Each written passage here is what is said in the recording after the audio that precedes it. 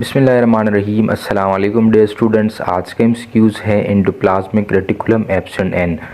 ये एनएमडीकेट के हवाले से और ईटा एमसीक्यूज़ के हवाले से अक्सर क्वेश्चन पूछा जाता है। एक सेल दिया जा चुका होता है और उसमें बताया जाता है कि उसमें कौन से सेल के अंदर एंडोप्लाज्मिक रेटिकुलम मौजूद नहीं है।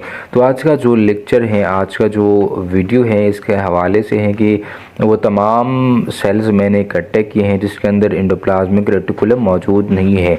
तो सबसे पहले प्रोकैरियोटिक सेल के अंदर एंडोप्लाज्मिक रेटिकुलम मौजूद नहीं है। प्रोकैरियोटिक सेल वो सेल होता है जिसके अंदर कोई ट्रू न्यूक्लियस मौजूद नहीं होता। फॉर एग्ज़ाम्पल बैक्टीरिया, तो जितने भी बैक्टीरिया हैं इसके अंदर एंडोप्लाज्मिक रेटिकुलम मौजूद नहीं है।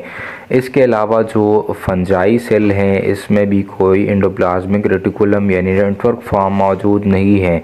तीसरे नंबर पर lower plant and animal cells के अंदर भी एंडोप्लाज्मिक रेटिकुलम मौजूद नहीं है। फॉर एग्ज़ाम्पल एनिमल की अगर लोअर सेल की बात की जाए तो ऊवम में एंडोप्लाज्मिक रेटिकुलम मौजूद नहीं है। इसके अलावा sperms also don't have endoplasmic reticulum.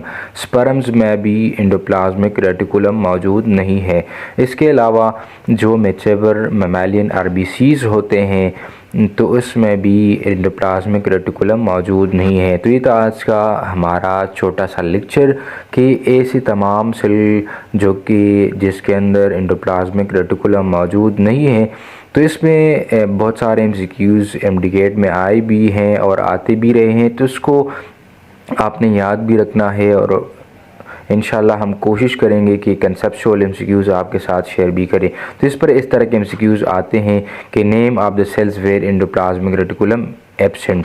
तो प्रोकैरियोटिक सेल के अंदर एब्सेंट है, सेल ऑफ फंजाई के अंदर एब्सेंट है, lower plant and animal cell में भी एंडोप्लाज्मिक रेटिकुलम एब्सेंट है, स्पर्म्स और ओवम में भी एंडोप्लाज्मिक रेटिकुलम एब्सेंट है और आरबीसी सेल्स में भी एंडोप्लाज्मिक रेटिकुलम एब्सेंट है। कोई सवाल, कोई कन्फ्यूजन हो तो आप कमेंट बॉक्स में पूछ सकते हैं।